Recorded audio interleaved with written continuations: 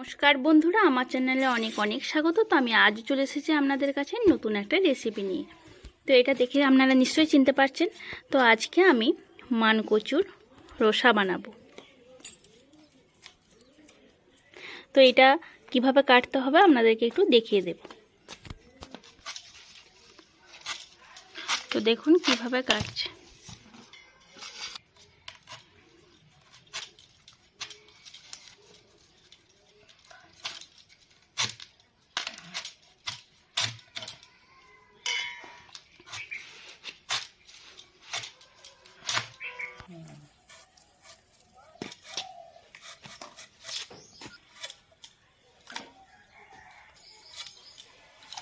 তো দেখুন এভাবে সব কটা কেটে জলে রেখে দিতে হবে, তারপর ভালো করে ধুয়ে জলটাকে ফেলে দিতে হবে। তো দেখুন আমার সব কটা কাটা হয়ে গেছে, আর এটা কেমন একটা জল বেরিয়েছে, এটা ফেলে দিতে হবে ভালো করে কচলে কচলে ধুয়ে, তাহলে কি হবে কুটকুটানিটা অত থাকবে না। তো এটা অনেকক্ষণ ধরে জলে ভিজিয়ে রেখেছিলাম।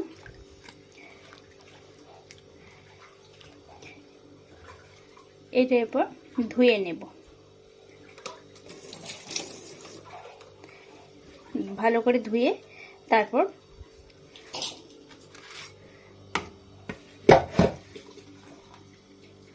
জলটা একটু ঝরিয়ে নেব। তো আমি জলটা ঝরিয়ে নিয়েছি।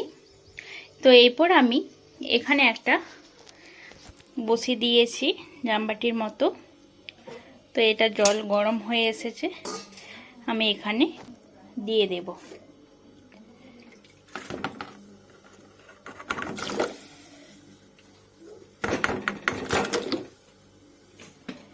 তো সব কটাই আমি দিয়ে দেব। তো আমি দিয়ে দিয়েছি, এটা হালকা করে আমি ভাপিয়ে নেব।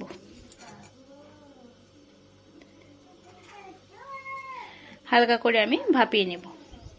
তো চলুন এটা ভাপতে থাকুক, আর আমি তখন করে মশলাগুলো রেডি করে ফেলি। তো দেখুন আমি রসুন ছাড়িয়ে নিয়েছি, আর এখানে আদাও নিয়ে নিয়েছি, আর এখানে আমি একটা বড় সাইজের পেঁয়াজ নিয়েছি। তো এরপর আমি আদা রসুনটাকে বেটে নেব। এই দিক দিয়ে আমার এটা হালকা করে ভাপানো হয়ে গেছে। এরপর আমি গ্যাসটা অফ করে দেবো আর এটা ছেঁকে নেব। আর এই দিক দিয়ে আমি বেটে নেব। তো এতে আমি দুটো শুকনো লঙ্কা দেব, আর কাঁচা লঙ্কা দেবো দুটো, আর দিলাম গোটা জিরে। দেখুন আমি কড়াই চাপিয়ে দিয়েছি, আর এই দিক দিয়ে আমি ছেঁকেও নিয়েছি। তো অল্প তেল দিয়ে দিলাম। তো তেলটা আমার চলে এসেছে, আমি এরপর ওই ছেঁকে রাখা মানকচুটাকে দিয়ে দেব। তো দেখুন আমি দিয়ে দিয়েছি। এতে আমি অল্প হলুদ আর অল্প নুন দিয়ে দেব। তো নুন দিয়ে দিয়েছি, আর হলুদ গুঁড়াও দিয়ে দিয়েছি। ভালো করে হালকা করে ভেজে নেব, যাতে একটু লাল লাল হয়। আর এই ভাজতে ভাজতে দিয়ে দেব পাতিলেবুর রস।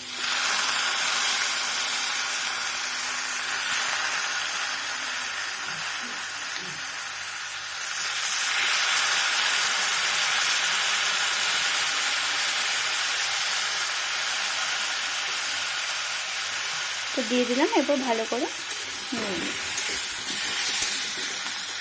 তো আমার হালকা করে ভাজা হয়ে গেছে। এটা আমি এরপর নামিয়ে নেব।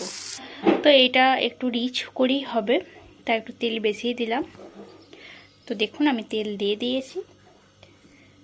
এরপর আমি কালো জিরার ফোড়ন দিয়ে দিয়েছি, আর দিয়ে দিলাম তেজপাতা। তেল আমার চলে এসেছে। এরপর আমি দিয়ে দেব পেঁয়াজ। তো কুচিয়ে রাখা পেঁয়াজ আমি দিয়ে দিলাম। তো দেখুন পেঁয়াজটা লাল লাল করে ভাজা হয়ে গেছে। এরপর আমি দিয়ে দেব আদা রসুন বাটা। তো দেখুন আদা রসুন বাটাটা আমি দিয়ে দিয়েছি, আর ওর সাথে জিরেও বাটা ছিল।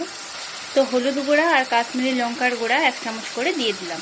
তো এর সাথে আমি দিয়ে দিলাম কাঁচা লঙ্কা, আর দিয়ে দিলাম টমেটো। তো টমেটো আমি হাফটা দিয়েছি, বেশি দিইনি। আর কাঁচা লঙ্কা দিয়েছি 3টা চিড়ে, আর দিয়ে দিলাম চিনি 1 চামচের মতো। আর দিয়ে দিলাম টক দই ফাটিয়ে রাখা, আর দিলাম তার সাথে কাজু বাটা। তো হাতের কাছে যদি মেথি পাতা থাকে তাহলে একটু দিয়ে দেবেন। তো এরপর আমি ভেজে রাখা মানকচুটাকে দিয়ে দেব।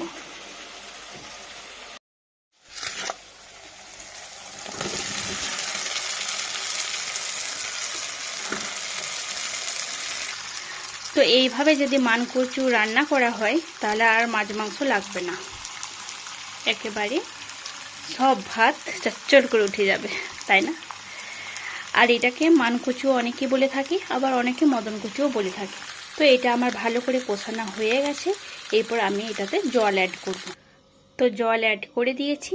আর আপনারা অবশ্যই পাতিলেবুর রসটা দিবেন, নইলে গলা চুলকাবে খাবার সময়। তো জল তো অ্যাড করে ফেলেছি, এরপর আমি কিছুক্ষণের জন্য ঢেকে দেব। তো মানকচুর রসা প্রায় রেডি হয়ে গেছে, দেখুন। এরপর আমি দিয়ে দেব 1 চামচের মতো ঘি, আর দিয়ে দেব গরম মশলার গুঁড়া। তো এরপর আমি দিয়ে দেব অল্প পরিমাণের নুন, কারণ হচ্ছে নুনটা একটু কম হয়েছে, তখন দিয়ে ভেজেছিলাম আর দেওয়া হয়নি, তাই এখন একটু স্বাদ মতো নুন দিয়ে দেব। তো আমার রেডি।